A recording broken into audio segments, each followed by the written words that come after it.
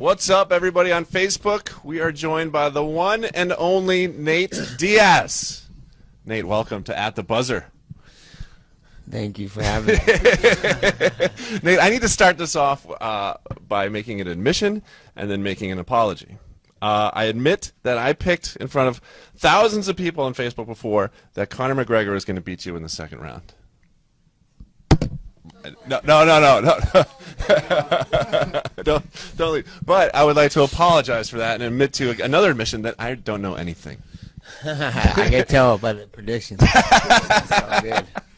When did you know that that fight was yours? Like, I knew it was going to happen eventually because they already called me twice. When one guy pulled out, they called me and they said that I was the first pick, and every time someone pulled out, I was the first option, and then they kept saying and acting like they had more options, but it was there was no other options. There were options when things weren't working out in our favor financially. So I knew that it was going to happen sooner or later.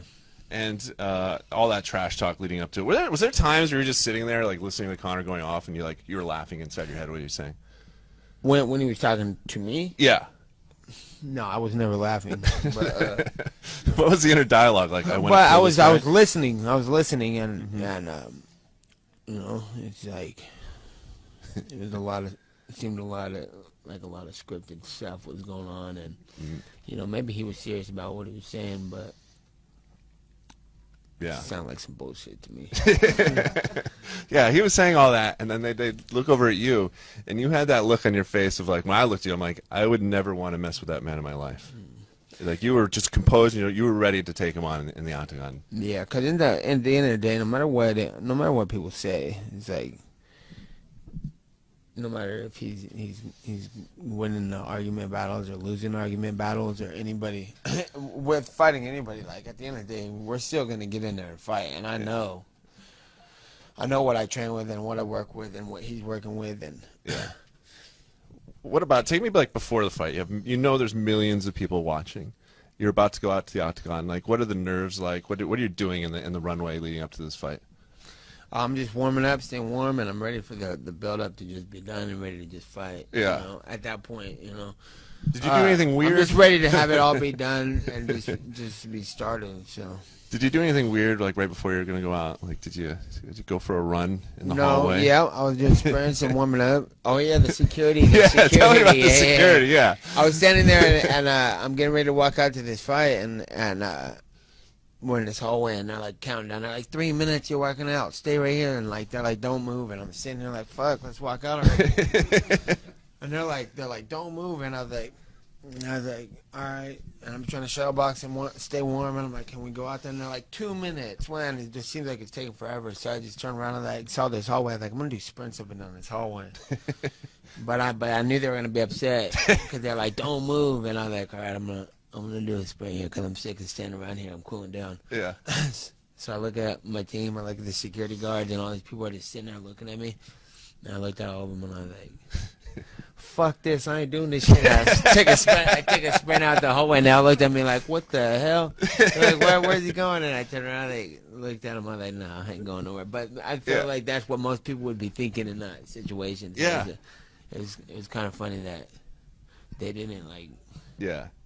No, where are you going? That's what it looked like. But he's running away. Yeah, he's running away. And so you have nerves like anyone does. I do get sick of the wait and the build-up. It's just like, like even when they're announcing fights, I see especially when I'm training for a fight, I'm about a month out from a fight, and I'm watching a fight a few weeks before something, and they're announcing, and they're like, in this corner, this guy's whatever, 6 feet tall, and I'm sitting there, and it gives me like these nerves. I'm like, because it makes me feel like when I'm in there, when they're doing that announce part, I'm like, shut the fuck up and get out of the cage and say go already, you know? I hate the there's like fight week, and then there's press conference, and then there's weigh-ins, and then there's like this and this, and I'm like, dude, I'm over this build-up. Let's just fight. Just start the fight. And you can never be ready for a fight. People say, are you ready for a fight? But you can never be ready.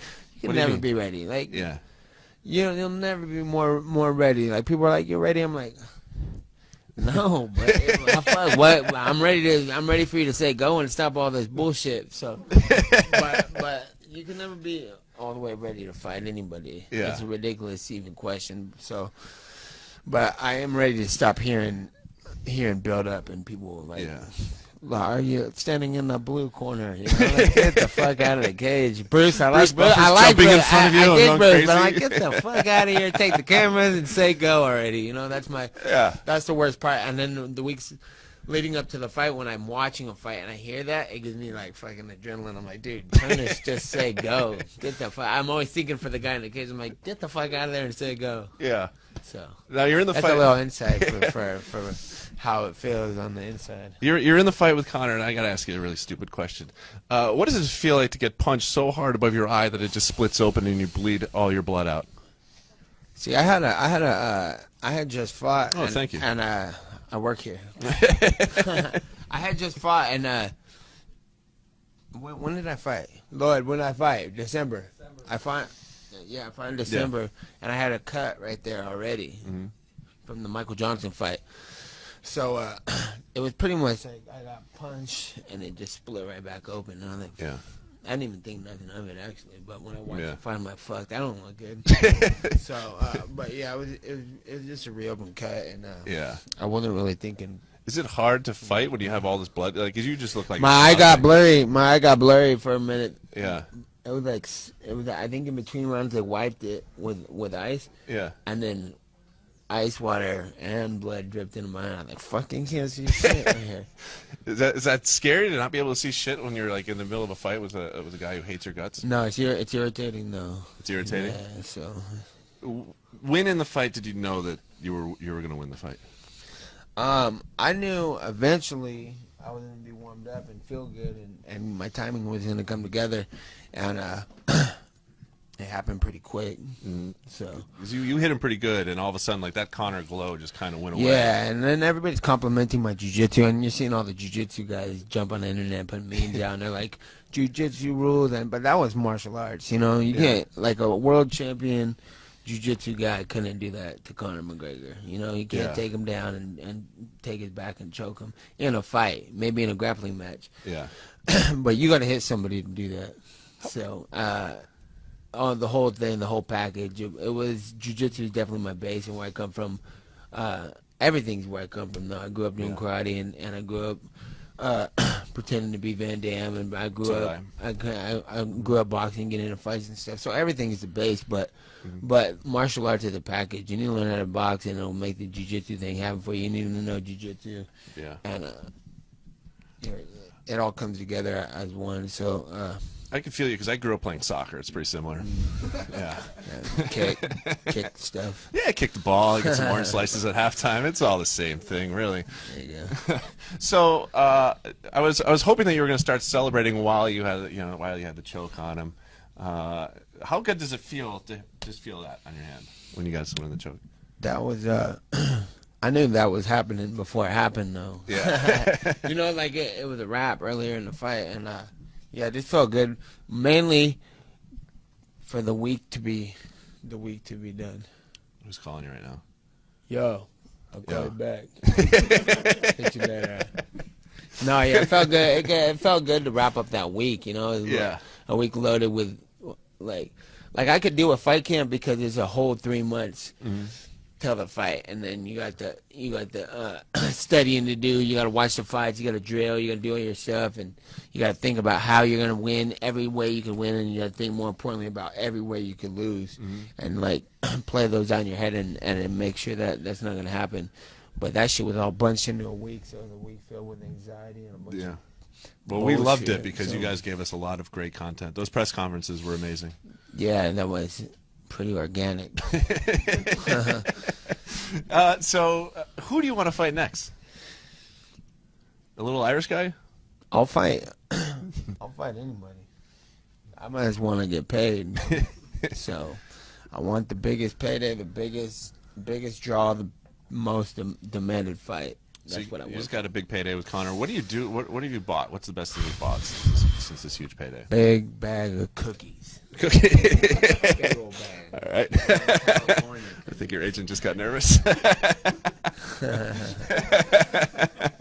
But besides that, I haven't really bought much. The check just went through. I wondered if they're gonna like cancel the check. You beat our guy. Fucking cancel his shit. Make him fight again. How do they? How do they do that? Is it direct deposit? Does an envelope come in the mail and you're like, here's all my money? They try to do direct deposit, but I want to see the check. Because I don't know if that's gonna directly deposit into my shit. You know what I'm saying? I'm like, give me a check. So they give me a check. I put it in the bank. Yeah. And then everybody wants to borrow money now. Yeah. I gotta pay taxes though, so we gotta get that. Speaking of which, can I borrow some money from you? I just met you. I know, but I'm good for it. You can ask that little guy over there. He knows. So I don't give it to him. He said, don't pay this man. So you don't care who you fight next. Your life has changed a lot, and it was 11 days before the fight. Like your life has changed drastically. Does it feel like it has? My life is exactly the same, just with a little more press so far. It's only been a few weeks, but yeah, it's pretty much. Yeah. I don't let it take a hold of me or anything, but like I've been in the UFC for 9 years. Like I was famous 9 years ago. You know what I'm saying? I couldn't walk through the mall or Walmart at 2 in the morning without being noticed. You know what I'm saying? So. I know how you feel. It's pretty, see? You know where I'm coming from. It's like it's been like going like this, so it's pretty much the same. It's just a lot of people recognize because that fight is fresh and was the biggest thing, but not much has changed yet. Well, you're inspiring me. Like I'm trying to become more intimidating. That's why I'm wearing a black T-shirt, like yourself. Do I look intimidating to you at all? Yeah, you're bigger than some people. Some people. It's a vote of confidence for you. Bigger than some people. Jacob, if you got any reader comments or viewer comments, shout them out. I will. So, a lot of 209 talk. A lot of yeah. And, what is a Stockton slap? What's a Stockton slap? I mean, she slapped somebody. That's just what they called it. Okay. So Stockton is right near. I don't even know who made. I think it was Mike Goldberg made that Stockton slap. Stockton is right near San Francisco. We were there for Super Bowl week. Super Bowl week. Yeah. Were you able to partake in Super Bowl week at all? I was there. I was at Super Bowl. Damn, I was at a party with Jay Glazer. I didn't know Jay Glazer's on everywhere I go. I see that motherfucker everywhere.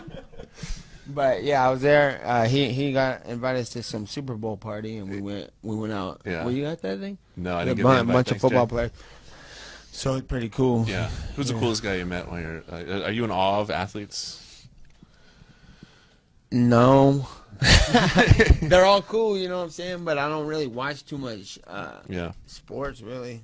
I mean, I know who people are, though. Yeah. And I did. I saw.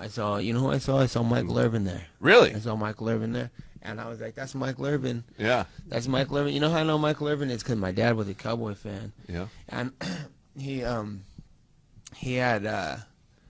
was a fan of, like, remember when Troy Aikman and Michael Irvin? Yeah, I'm a Bills fan. I remember those teams way too much. Yeah, and then I always grew up like in the 49ers, and I was a fan of Jerry Rice and Steve Young, and everybody was like, oh, there's Michael Irvin right there, and I was like, oh, that's cool, that is Michael Irvin. That was probably the biggest name or guy that I seen there that I recognized. You know, I was like, oh, that is cool. Yeah. And because I was a pretty hardcore Niners fan when I was young. So you hated the Cowboys. I was like, and they were real competitive with each other. Yeah, they're always playing the NFC Championship games. And I was always like, fuck the Cowboys. When I was young.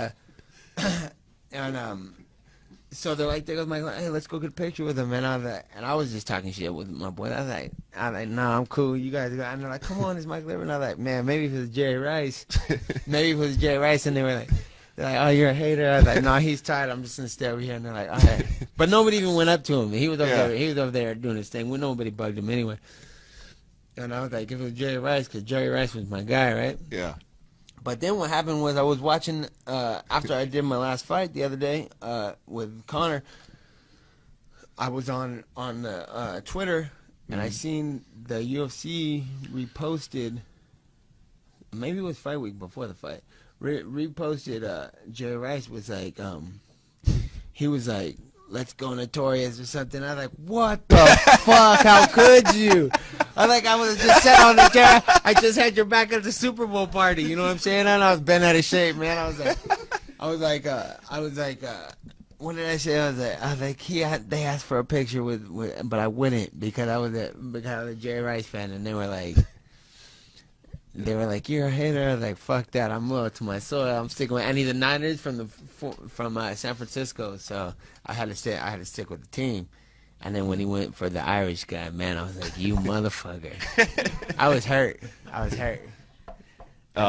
So that was that. How did we get into that topic? We're talking about the Super Bowl. Don't tell them that I said anything about this story.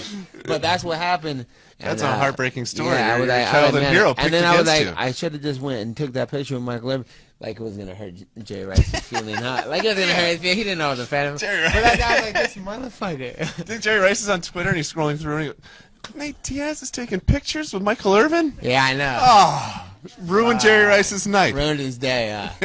So that's how that's my. So after that, I was done with football. Yeah. You know what I'm saying? So I've been done with football since then. Well, that was a really heartbreaking story. I'm sorry, Jerry Rice. If you're watching, man, not cool. This guy cheered for you as a kid for years. Yeah, you did good. We get any reader comments there? Just 209. Everyone loves 209. A lot of questions. People are interested in what you eat, I guess. Why is everybody asking you about your vegan diet? Oh yeah, you're vegan. Yeah, well, since I was 18, I stopped eating meat. I just copied my brother. I followed the leader. You know, he was training for fights, and I was starting to fight, and like if I was like to stop eating meat, if someone was like don't eat meat, that's like one of the main things that I ate. You know, that's what you eat. Growing up, anybody, you know, you have hamburger a few times a day or whatever the hell that people eat now. But I was like training for a fight, and he stopped eating meat, and when I started training for a fight, he won fights, and I was like, well, shit, if I'm going to fight people, this is a scary thing. I don't want to lose, so I'm going to do everything he does. If he ran, I ran. If he did push-ups, I did push-ups. If he trained, I trained. If he stopped eating meat, I quit eating meat, you know? So I cut the meat out for about a month. I work here. But I quit eating meat for the month before the fight, and my weight got down real good, and I felt like I had a lot of energy, and I fought the fight, and I won. And I was like, all right, cool. And I went home, and I started. I remember my friend had a barbecue, and they were having tri-tip and ribs and all this. And I had a bunch of food there. And dude, I was jacked up for like a month. I mean, like a few weeks. I was not doing good, and I was like, that gave me a feeling that I never want to feel again. So I cut meat right there. But only thing that motivated me to stop eating it at first was, I don't want to get my ass whooped. My brother didn't eat meat, and he always did pretty good. So I stopped eating meat right then, and I called it quits right there. So it's been like 12, 13 years now. Do you ever see a burger and just be like, God, I want that burger? No, I lost that feeling when I was 18. That's what I'm saying. I went back to the meat. Did you listen to this? I wasn't, no. I went back to the meat. I was not listening. But I stopped eating meat for the fight, and then when I went back and ate the meat, it jacked me up, and I was like, I'm cool off of this. I don't even want meat ever again. So fuck meat. Fuck meat. All right, Nate. We like to thank you for coming by. I'd like to congratulate you on your win over Conor McGregor. We can't wait to see who you fight next. Who's that going to be again? I don't know. Okay. That's breaking news. We don't know who he's fighting next. But thanks for coming by. Thanks everybody out there on Facebook for watching, and we'll see you again soon.